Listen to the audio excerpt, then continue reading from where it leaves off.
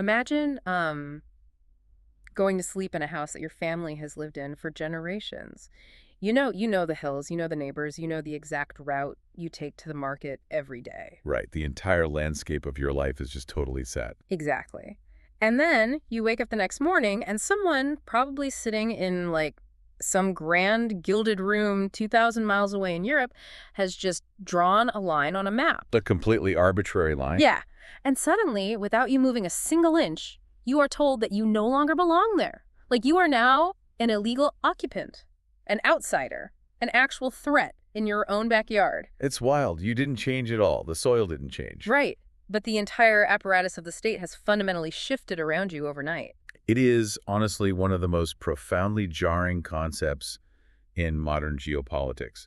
The idea that a bureaucratic stroke of a pen can just fundamentally rewire the reality of millions of people. And it's not just a historical abstraction either. No, no, not at all. It is a lived trauma that continues to echo today. And, if you are listening to this, you're likely someone who actively tries to understand the world. You read the news, you see these massive multi-generational conflicts, and let's be real, they can feel incredibly impenetrable. Oh, for sure. You see a headline about a military operation here or a protest there, and it just looks like an impossibly tangled knot. Right. So that is our mission for today's deep dive. We are going straight into the heart of that knot.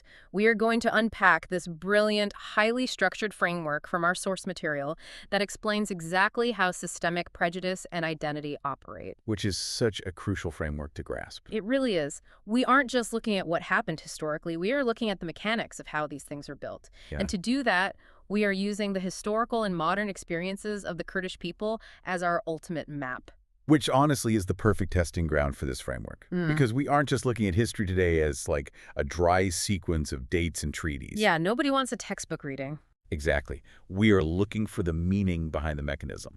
We're going to map out an actual functioning engine of prejudice. We really want to understand how ordinary, everyday human tendencies, things like a desire for order or fear of the unknown, how those can be weaponized by state structures. We're tearing down the engine of marginalization to see how the pistons fire. That's a great way to put it. Okay, let's unpack this, because the core premise we have to start with is that the Kurds are not one single static experience. When you hear that term thrown around in the media, it's so easy to picture a monolith, right? Yeah, one unified group of people just marching in lockstep. Right. But I want you to think of their experience instead as a massive constellation. It's a constellation spread out across different modern states, and every single star in that constellation faces completely different gravitational pressures depending on where it sits in the night sky. That is a really crucial way to visualize it. Because to truly understand how an engine of prejudice operates, we have to look at who is actually driving the machinery in each of those distinct regions. We have to identify the precise moment when a passenger in a society suddenly gets labeled as a dangerous outsider. Right. You just can't understand the Kurdish experience without understanding the vastly different environments they were forced to navigate. So to figure out how this engine of prejudice was constructed, we sort of have to look at the empty lot before the factory went up, Yeah. We have to go back to before the modern borders of the Middle East were even drawn. We are rewinding all the way back to the Ottoman Empire era. Right. So broadly speaking, we are looking at a massive stretch of time from the 1500s all the way up to the end of World War I in 1918. During this period, the Kurdish populations actually had a significant degree of local autonomy. They were living in these mountainous, semi-autonomous tribal regions. Yeah, structurally, the Ottoman and Persian empires utilized them as what our sources call a buffer population. A buffer population, because they were geographically situated right between these two massive competing imperial powers. Exactly. And we really have to ask why they were allowed that autonomy. Yeah. Like, why did these massive, highly centralized empires tolerate independent tribal structures on their frontiers? Because that doesn't sound like typical imperial behavior. No, it doesn't. But the answer is that during this era, identity was primarily local. It was tribal. It was familial. It was regional. It was not a national political threat. Right. The Ottoman Sultan wasn't sitting in Istanbul terrified that Kurdish tribal identity was going to ideologically overthrow the entire empire. I do want to push back on that slightly, though, because it almost sounds like we are painting the Ottoman era as some sort of, utopia of tolerance, and surely there was Well, conflict. oh, absolutely. Yeah, no, it was definitely not a utopia. There was intense prejudice. There was heavy taxation. There were violent suppressions of tribal So rebellions. the violence was there. It was there, but the mechanism of that violence was entirely different from modern systemic prejudice. It was about an empire trying to manage an unruly frontier. It was about tax collection and trade routes. Exactly. The empire looked at the Kurdish populations and saw a strategic buffer that needed to be managed, sometimes brutally, sure. But they did not see a unified ethnic identity that needed to be targeted and erased from the historical record.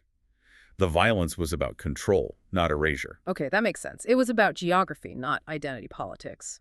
But then we hit the trigger. The Big Bang of the modern Middle East. World War I ends, and the Ottoman Empire, which had stood for literally centuries, completely collapses. Here's where it gets really interesting, because in the aftermath of that collapse, you had the Treaty of Sèvres in 1920, and written right there in the text of this treaty, drawn up by the victorious Allied powers, is the promise of an independent Kurdish state. A fully mapped out territory for self-determination. Right. But before the ink can even truly dry on history, that promise is just yanked away. It gets superseded a few years later by the Treaty of Lausanne in 1923, which essentially completely ignores the Kurds. This is the massive, catastrophic structural shift.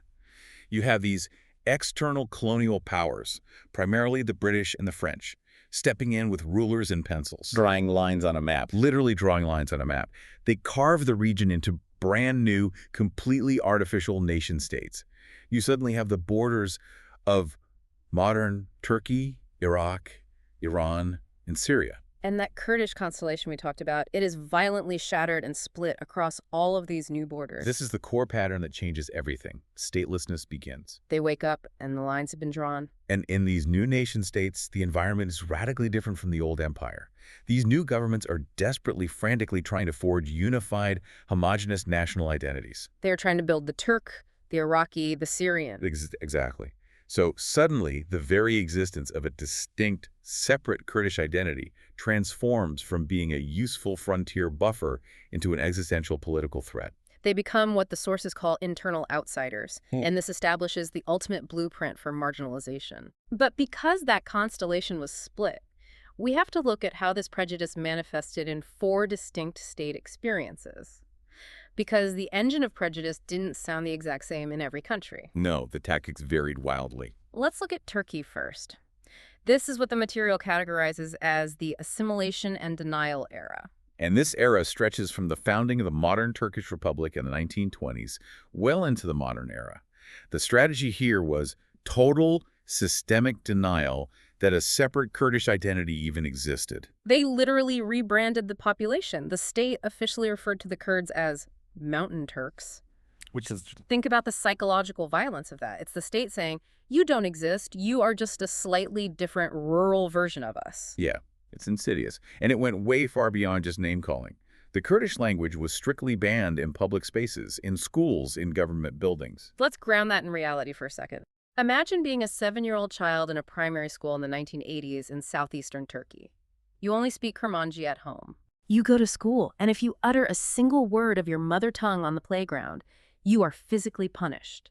It's heartbreaking. And if a teacher is caught speaking it, just to comfort a crying child, they risk being fired or literally arrested. The state is trying to enforce a single national identity by severing the tongue of the minority. It is forced assimilation at a microscopic, daily level. And when a population is squeezed that hard, they naturally push back.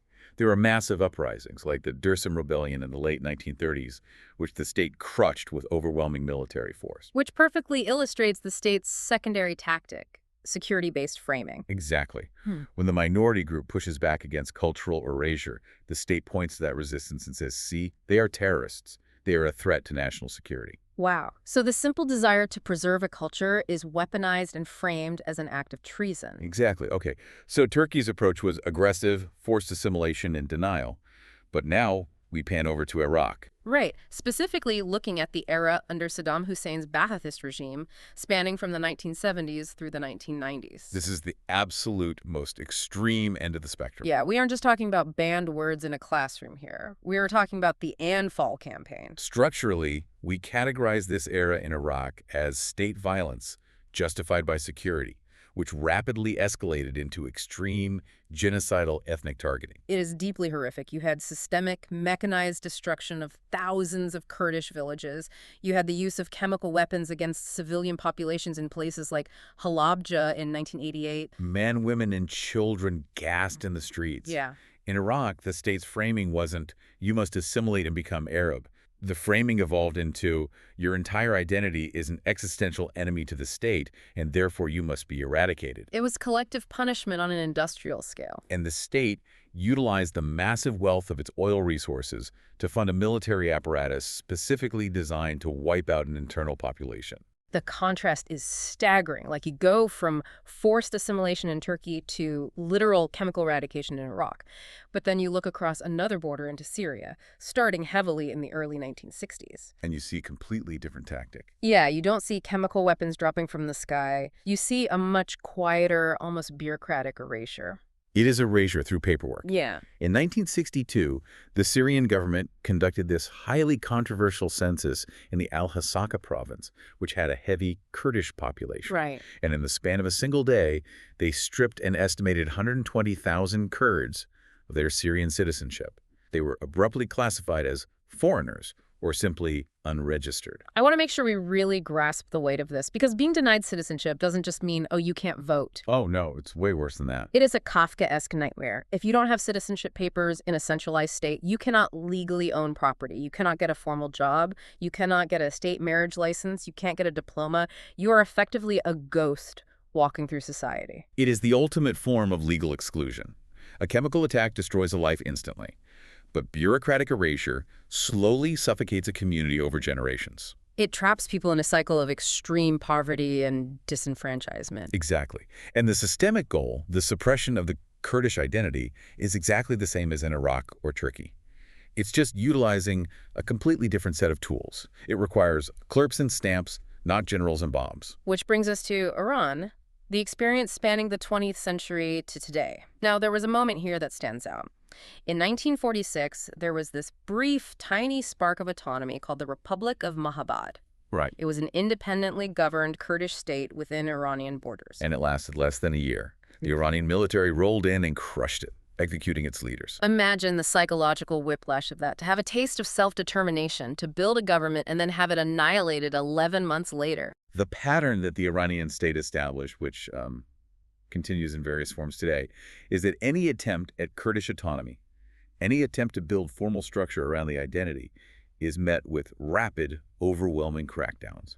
And when the active crackdown ends, It is replaced by ongoing pervasive surveillance, militarization of the Kurdish regions, and severe cultural limitations. and we absolutely cannot forget the newest layer of this constellation, the diaspora. Oh, definitely. The millions of Kurds living today in places like Germany, Sweden, France, or the United States. Obviously, in these environments, they aren't facing state-sponsored chemical weapons or sweeping language bans. No, but the framework of prejudice still operates, just on a different frequency. How so? Well, the sources highlight that in the diaspora, there's deep identity fragmentation. You have a community carrying immense historical trauma trying to integrate into host countries. Right. And those host countries frequently view the Kurdish diaspora through the lens of the geopolitical conflicts happening back in the Middle East. So they are subjected to stereotyping and political suspicion. They are constantly forced to negotiate and justify their identity within foreign systems. Wow. So let's pull back and look at the board. We have these vastly different experiences across a fractured constellation. We have clerks denying people marriage licenses in Syria. We have generals deploying gas in Iraq. We have teachers enforcing language bans in Turkey. And we have diaspora populations navigating suspicion in Europe. It's a massive spectrum. It really is. So what is the universal underlying machinery that allows any of this to happen? Like, how does a government convince its population that actively erasing their neighbors is a necessary policy? To understand that, we have to look at the anatomy of prejudice. We have to break the engine down into its three core layers: the trigger, the narrative, and the system. Let's start with the spark, the trigger layer. How does a localized tension suddenly erupt into state-sponsored systemic prejudice? The source material identifies three distinct types of triggers that states use to start the engine. The first is real conflict. Real conflict. Yeah, this could be an actual armed insurgency, a border skirmish, or a regional war. What makes this trigger so potent is that it provides a tiny, localized grain of material truth. Ah, I see. The state takes that grain of truth and uses it to build a massive, sweeping narrative about an entire population, And the second trigger. a perceived threat. This doesn't require a single bullet to be fired. It is purely psychological. So like demographic anxiety. Exactly. The fear that a minority population is growing too fast, or it's the abstract fear of separatism. The state convinces the majority population that the minority is secretly plotting to destroy the country from within. Where facts don't exist, fear happily fills in the gaps, And the third trigger is what the sources call opportunistic scapegoating. which is perhaps the most cynical. This happens when state leaders are facing massive internal crises of their own making. Like an economic collapse. Yeah. The economy is collapsing, corruption is rampant, the government is incredibly weak. Instead of taking responsibility, the leaders point a finger at a vulnerable minority group and say, "We aren't failing, they are sabotaging us." It redirects the anger of the majority away from the leaders and toward a scapegoat. Precisely. I think we need to ground this in a real example. Let's go back to Iraq in the 1980s. Yeah. How did the Iran-Iraq War serve as a trigger for the atrocities against the Kurds? It is a textbook, terrifying example of how a trigger operates. So you have a brutal, devastating multi-year war between Iraq and Iran. That is the macro environment. Right. Now, the material reality on the ground was that certain Kurdish rebel factions in northern Iraq did form localized tactical alignments with Iran during that conflict, hoping to weaken Saddam Hussein's grip on them. That is a real, localized event. So there is the grain of truth. Exactly. But then the state's perception and the opportunistic scapegoating completely take over. The engine fires up. Yes. The Ba'athist regime takes the tactical actions of specific rebel factions and drastically expands the scope. They don't just target the rebels, they frame the entire Kurdish civilian population as a traitorous fifth column. Wow. And we must layer in the opportunistic element. The Kurdish regions in northern Iraq, particularly around Kirkuk, are incredibly oil-rich. They are strategically vital. Ah, so it's about resources too. Always. So Saddam Hussein's regime uses the paranoia of the war as the ultimate excuse to violently clear out an entire ethnic group from strategically valuable land. The trigger was a potent mix of wartime paranoia, resource greed, and real conflict, resulting in collective punishment. But a trigger is just a momentary spark. It fades unless you feed it. To keep the engine of prejudice running across decades, you need a very compelling story. That brings us to the narrative layer. This is where language becomes a weapon. If you look at how Kurdish populations were framed by these states, the labels are incredibly deliberate. Right, like in Turkey and Iraq, the primary label was separatists or traitors. Yes, and in other contexts, and often simultaneously, they were labeled as backward, feudal, or tribal. Why those specific words? Why not just call them enemies? Because those specific words push very deep evolutionary buttons in the human psyche. The narrative is engineered to bypass critical thinking and go straight for the gut. Oh, interesting. When a state labels a group as separatists, they're pushing the button of existential fear. They're telling the majority population, if we don't control them, they will literally break our country apart. They will steal our land. And when they label them as backward or tribal, That pushes a different button. The anxiety of control and the superiority complex, it tells the majority, these people are uncivilized. They cannot be reasoned with or governed normally. Therefore, the extreme violent measures we are using against them aren't just necessary, they are almost a civilizing duty. the narrative expands the threat. It moves the focus from some specific people doing specific things to a sweeping indictment of an entire identity. The identity itself is criminalized. Okay, I follow the logic. You have a trigger that creates an excuse, and you have a narrative that tells a scary story. But a story is just words on a radio or in a newspaper. How do words magically transform into a system that ruins millions of lives? That transition is the system layer. This is the moment the narrative hardens into institutional policy. It stops being a speech by a politician and becomes a law of the land. The belief that Kurdish identity is a threat translates directly into the language bans in Turkey. Right. The narrative that they are foreigners translates into the citizenship denial in Syria. It becomes Yes. institutionalized. I think this is where it gets truly chilling. Because you don't actually need a nation of zealots to enforce a system like this, do you? Not at all. And that is the terrifying banality of it all. The system layer does not require every single person in a majority population to actively hate the targeted group. It simply requires compliance. It needs a tired clerk at a municipal office in Damascus to stamp denied on a passport application because those are the new rules. It needs a school principal in Istanbul to suspend a child for speaking Kurmanji because that's what the Ministry of Education mandates. Once prejudice is codified into policy, it feels routine, it feels normal, it just becomes the way things are. Exactly. But surely, even that clerk or that principal has moments of doubt. They have to look their neighbors in the eye. How do everyday people take the obvious moral discomfort of stripping rights away from people they know and transform it into something they can sleep with at night? They rely on the justification layer. Humans are incredibly adept at rationalizing cruelty if they are provided with an intellectual or ideological framework. Like nationalism. Nationalism is the primary tool here, yeah? The justification is incredibly absolute. A strong state must be unified. Any internal difference is a weakness, and weakness is dangerous to our survival in a hostile world. The individual tells themselves they aren't being cruel, they're being patriotic. The sources also talk about the use of false cause and effect logic here, which I found fascinating. It's a remarkably effective psychological trap. For example, if a marginalized group naturally pushes back and resists their oppression, the state media points to that resistance and says, "See, we told you they were inherently violent and disloyal. Their resistance proves our suppression was justified." Or if a group is suffering from intense poverty because the state has systematically denied them jobs and infrastructure. Right. The state points to the slums and says, their lack of development is proof of their inferior culture. They entirely erase the fact that systemic marginalization caused the poverty in the first place. It's a completely sealed circular loop of logic. It is bulletproof from the inside. It really is. But I want to pause here, because systems, policies, narratives, justifications, we're talking in abstracts. These are concepts. But concepts don't fire weapons or stamp passports. People do.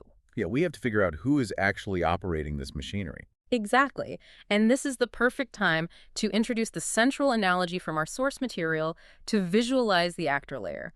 I want you to picture systemic prejudice not as an abstract cloud, but as a physical vehicle. A massive car barreling down a dangerous highway. Yes.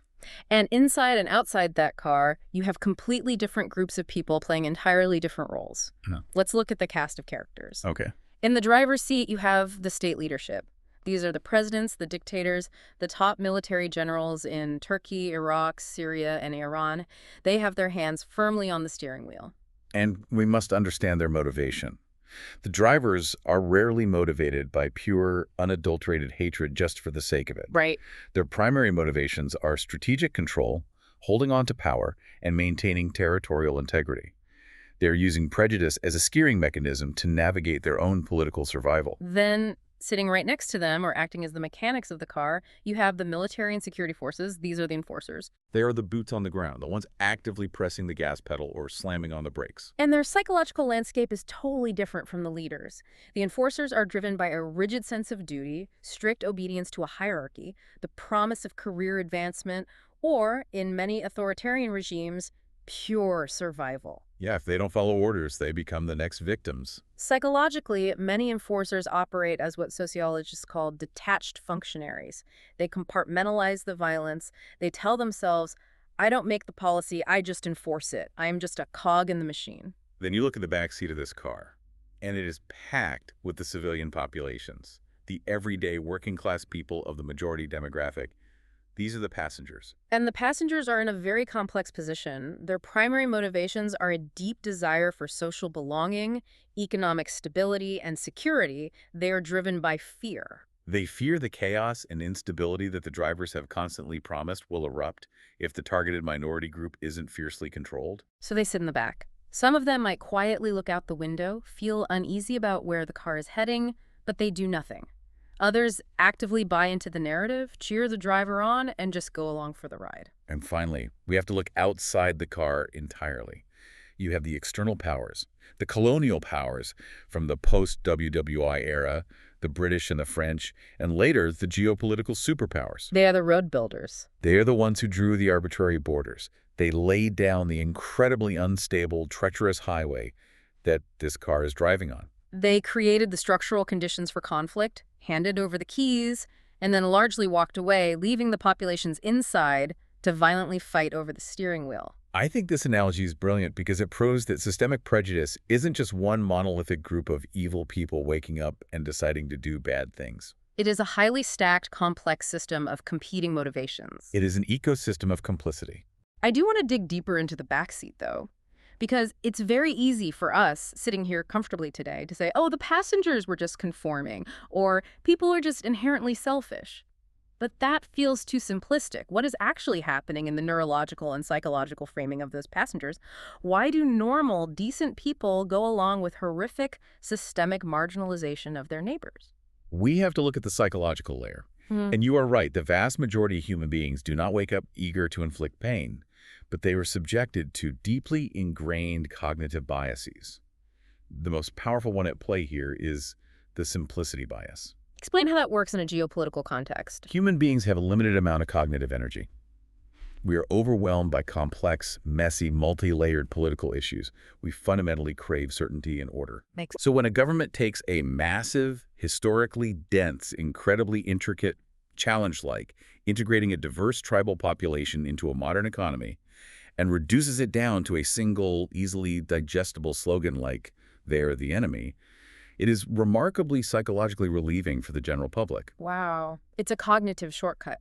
It saves them the energy of having to understand 400 years of Ottoman history. Precisely. It provides a simple answer to complex anxieties. Add to that the overwhelming power of conformity. In fragile or authoritarian nation-states, enthusiastically supporting the state's narrative is directly equated with being a good, moral, loyal citizen. Questioning that narrative doesn't just make you unpopular, it risks your social standing, your employment, or worse, gets you labeled as a traitor yourself. People have a primal need to feel safe and aligned with the herd. And by dehumanizing the minority group, by buying into the idea that they are backward or threats, it creates an emotional distance. It makes it infinitely easier for everyday people to accept the violence of the system without feeling a shred of personal guilt. I hear that, but surely some people see through the propaganda. Not everyone is blindly following the herd. Why didn't more people hit the brakes? Why didn't more passengers try to grab the wheel and stop the car? That brings us to the constraint layer. It is crucial to understand the massive structural barriers to resistance. We cannot judge historical inaction without understanding the cost of action. Right. First and foremost, the consequences of speaking out in these specific states were extraordinarily severe. Resistance didn't just mean getting into a heated debate at a dinner party. No. It meant sudden arrest. It meant torture. It meant your family losing their home. The state raised the cost of empathy to a lethal level. The individual cost of acting was phenomenally higher than the cost of staying silent and looking the other way. Furthermore, authoritarian regimes exert ironclad control over information. Mass atrocities or violent suppressions were rarely broadcast accurately. They were hidden from the public eye or heavily reframed by state-controlled media as necessary anti-terror security operations. If the passenger in the back seat doesn't have the full, horrifying picture of what the car is running over, it is much harder for them to justify risking their life to grab the wheel. And there is a psychological barrier too, right? The idea that one person can't stop a machine. Yes, the phenomenon known as the diffusion of responsibility. When a state apparatus is massive, bureaucratic, and terrifying, the individual passenger rationalizes their inaction by thinking, this problem is way too big for me. I am just one person. Surely someone with more power will do something. I couldn't change the outcome even if I tried. So let's look at the terrifying math of this. When you have an engine fueled by a historical trigger, powered by a fear-based narrative, driven by leaders seeking absolute control, enforced by detached functionaries, and filled with passengers who are either too constrained, too manipulated, or too fearful to speak up, what happens when you press the gas pedal? The system doesn't just coast, it accelerates. It creates a vicious, self-sustaining escalation cycle. Prejudice is not a static state. It is a dynamic, escalating process. It begins with basic identity tension. The friction of the Kurds suddenly becoming minorities in new nation states post-WWI. At this stage, bias exists, but it isn't fully mechanized. But then the state turns the key. They apply legal suppression, they ban a language, or strip citizenship. And human nature dictates that when a group is suppressed and backed into a corner, they will eventually resist. Exactly. And this is the moment the feedback loop locks into place. That entirely predictable resistance is immediately weaponized by the state to justify even more severe suppression. The state points at the protests or the armed pushback and says to the passengers, look, we told you they were a dangerous security threat. We were right all along. It's a self-fulfilling prophecy. It is. The state creates the conditions for rebellion and then uses the rebellion to justify its existence.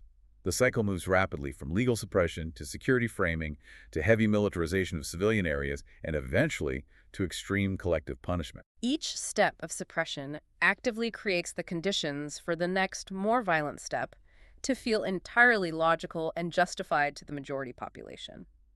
The engine revs higher and higher. Exactly. Which leads me to what I think is the ultimate, most critical question of this entire deep dive.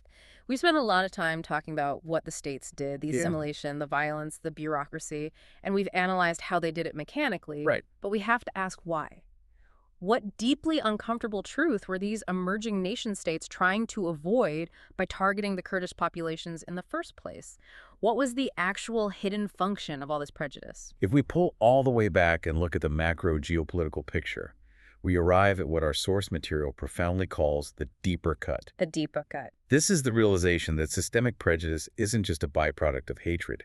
It is a highly effective tool used to solve a massive psychological and political problem for fragile states. Because building a brand new nation out of the smoking ruins of a collapsed 400-year-old empire is an incredibly messy, unstable business. It is chaotic.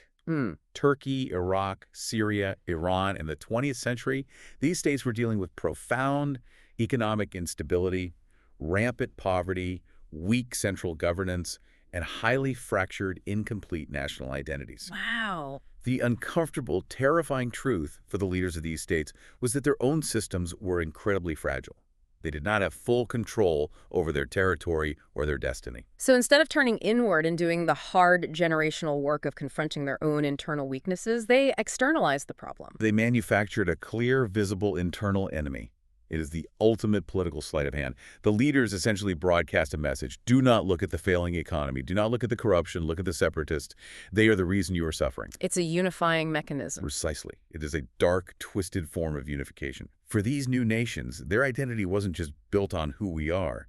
It became heavily defined by who we are not. To be considered a modern, loyal, civilized citizen in these new borders meant explicitly, aggressively not being a fragmented, tribal, unruly Kurd. The prejudice provided the majority population with the illusion of control, a sense of superiority, and a false moral clarity in a terrifyingly chaotic post-WWI world.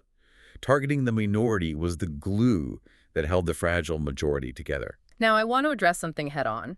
If you are listening to this right now, you might be thinking about headlines you've seen over the years. You might be recalling news reports regarding armed Kurdish groups, insurgencies, or violent conflicts, and you might be wondering how that reality fits into this theoretical map we are drawing. Right. Let's be exceptionally clear here. We are going to look at this strictly and objectively through the mechanics outlined in our source material. Yes, it is vital we maintain a purely analytical approach here. The source material explicitly acknowledges that armed militant movements do exist within this complex history. For example, the Kurdistan Workers' Party, commonly known as the PKK, which has engaged in a decades-long armed conflict with the Turkish state and is officially designated as a terrorist organization by Turkey, the United States, and the European Union. Or groups like the YPG operating in the incredibly complex theater of the Syrian civil war. The existence of armed actors is a historical fact. But the critical mechanism we are trying to understand in this deep dive is how the existence of those specific groups is utilized by the state's engine of prejudice. We aren't here to debate the politics, we're here to analyze the machinery. Exactly. The framework we are studying explains a phenomenon where the actions of a distinct subset of a population are deliberately used by state authorities to generalize a massive threat across an entire civilian demographic. When a marginalized group faces generational systemic suppression, severe poverty, and a total lack of peaceful democratic political avenues, it is historically common for factions within that group to shift toward armed resistance. But the state doesn't treat it as a factional issue. No, because that wouldn't serve the narrative. The state takes the violent actions of those specific militant actors and strategically reframes them as inherent biological traits of the entire ethnic group. The text refers to this phenomenon as ammunition. The state takes the extremism and loads it into their narrative gun. And the brilliant, terrifying part of this tactic is that the extremism doesn't actually need to represent the desires or beliefs of the whole group to define how the whole group is treated. It just needs to be narratively useful to the leadership in charge. It allows the state to purposefully blur the line between a civilian simply trying to speak their language and an armed militant.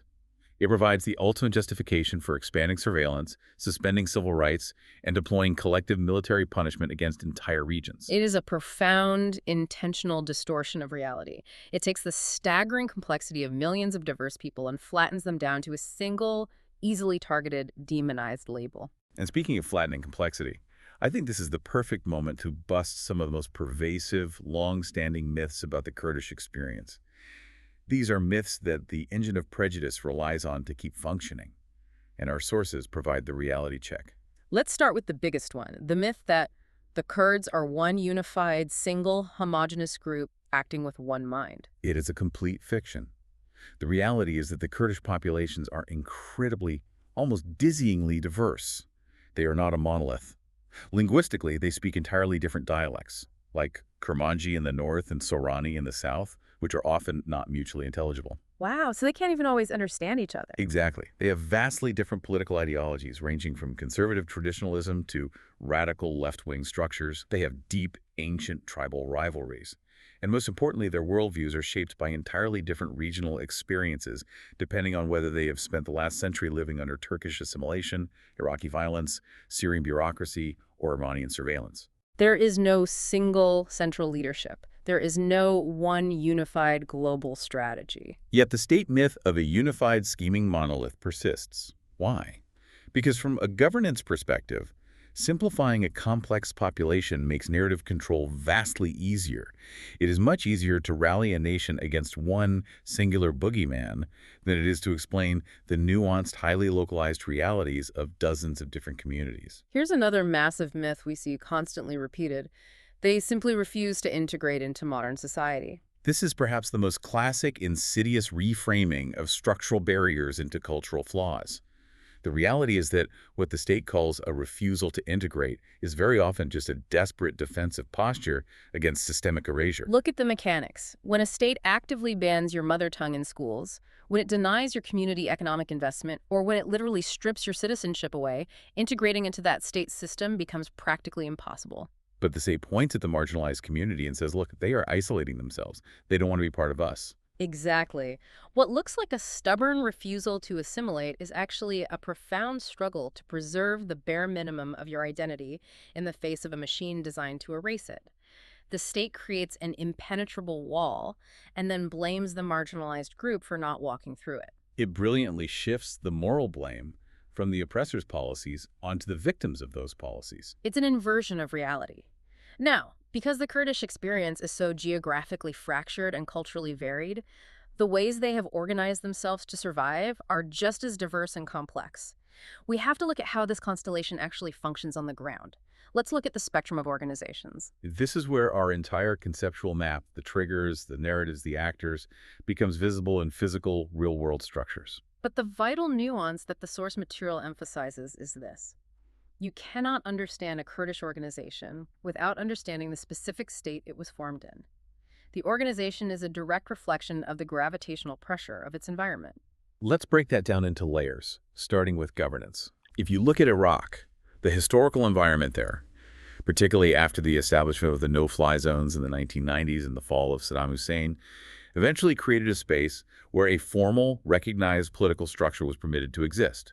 The result of that environment is the Kurdistan Regional Government, or the KRG. And the KRG is not some shadowy rebellion. It is a highly established, functioning apparatus. It is a recognized semi-autonomous region. It has its own parliament, its own ministries, its own foreign relations offices, and its own formalized military forces known as the Peshmerga. But even here, within this structured governance, the myth of the monolith falls apart. The KRG is defined by intense, sometimes violent internal political competition, primarily between the two major political parties, the KDP and the PUK. It is a complex, deeply divided political ecosystem, not a unified hive mind. So that is governance in an environment that permits it. But then you look at environments defined by severe, unyielding identity suppression, like Turkey, or highly volatile, wartime environments like Syria over the past decade. In those high-pressure environments, you don't get parliaments, you get the armed or militant organizations. Groups like the PKK in Turkey or the YPG in Syria, Yeah. these organizations form in vacuums where democratic political expression is entirely choked off. And this is exactly where the narrative layer of prejudice we discussed earlier becomes glaringly obvious on the world stage. Because the framing of these groups is entirely subjective based on geopolitical needs. Precisely. You can take the exact same armed group, operating in the exact same region, and depending entirely on which state capital is analyzing them, they are framed either as heroic, indispensable protectors fighting against terror or as dangerous existential terrorists threatening state sovereignty. The organization itself is simply a reactionary response to the immense pressure of the state. And then there's a third layer of organization that I think gets vastly ignored because it doesn't make for dramatic news headlines: civil society and the diaspora. Yes, this is a crucial component of the constellation. We are talking about groups like the Kurdish Human Rights Project in London or the Kurdish Institute of Paris. These are organizations dedicated not to governance or militancy, but to human rights advocacy, deep academic research, linguistic preservation, and lobbying international bodies. What's fascinating here is the geographical necessity of it. When a community cannot safely build a library, establish a human rights watch, or teach their own history in their homeland because the state will arrest them, they build those structures abroad. The diaspora essentially becomes the external hard drive for the culture. I love that, the external hard drive. It is a vital engine for keeping the identity alive, documented, and advocated for when the home states are actively trying to erase the hard drive.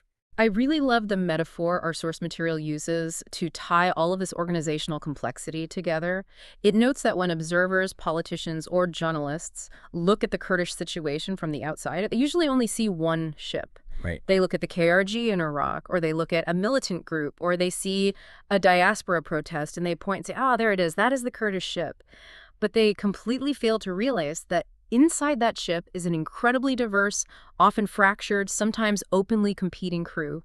They are all trying to navigate completely different, treacherous waters, facing different storms. And that failure to see the crew is not always an accident. That flattening of complexity, turning a diverse crew into a single, simple ship, is the exact fuel that the engine of prejudice requires to keep running.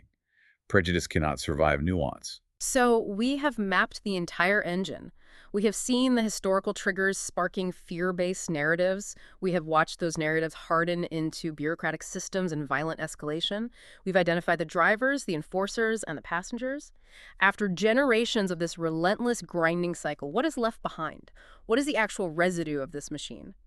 That brings us to our final layer, the legacy. The most profound realization from mapping all of this is understanding that systemic prejudice is not just a singular, horrific event in a history book. It is not an anomaly. It is a functioning system that builds compounding interest over generations. It leaves a heavy, permanent residue on a population. And for the Kurds, that legacy is incredibly heavy. It is defined by deep political fragmentation, forever altering how these communities interact with each other across 4 different borders. It leaves a legacy of deeply competing realities, where the agonizing lived memory of chemical attacks, destroyed villages, and erased citizenships is locked in a constant, exhausting battle against official state-sponsored denial or minimization. Imagine the psychological toll of experiencing an atrocity and then having the government that perpetrated it tell you for 50 years that it either didn't happen or that you deserved it. It fundamentally rewrites a community's psychology. It leaves a legacy of profound, permanent distrust of any external authority. When you belong to a minority constellation that has spent a century constantly negotiating its basic right to exist, you develop an ingrained, generational mindset of extreme caution. The world has proven itself to be hostile. It is the dark residue of an engine designed to crush them. But as we bring this deep dive to a close, the sources highlight something else, something incredibly vital. Every engine has friction. Every system of oppression faces a counterforce. And for the Kurdish constellation, that counterforce is sheer cultural resilience. It is the ultimate testament to human endurance. When a massive state-sponsored system tries its absolute hardest to isolate, to fragment, to physically and legally erase an identity, what ultimately survives? The internal bonds. The bonds become stronger than the pressure. Precisely.